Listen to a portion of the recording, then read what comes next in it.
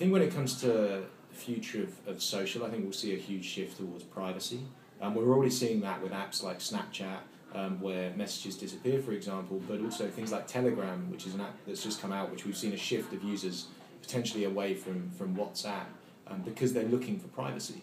And I think post-NSA revelations, that's something which a lot of people are concerned about. And I think we'll see more and more kind of apps and use within social that actually reflects that and really kind of engages with the privacy. It isn't always about journalists being the gatekeepers of content like they used to be. Every brand is now a publisher, and PRs have to understand that working with brands, the content they're putting out needs to actually engage the audience. It's not just sending a journalist a press release. You're going to actually catch a journalist's attention, but also the audience's attention if you actually create something that's an engaging piece of content.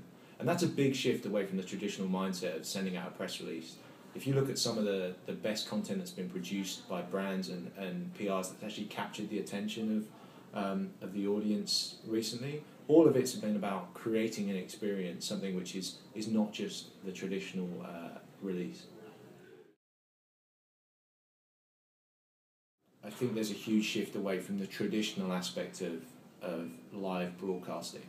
You know, the game has really changed now. I think we're seeing live streaming being incredibly popular, and I think you'll see that the way that news organisations and organisations like the likes of Reddit, for example, actually shift towards live storytelling in a very, very different way. And I think that's going to be a huge trend going forward, because a lot of the social media platforms have now realised that they're a key part of the news cycle. And we've seen the release of a live blogging tool on Reddit, for example, which I think reflects that trend.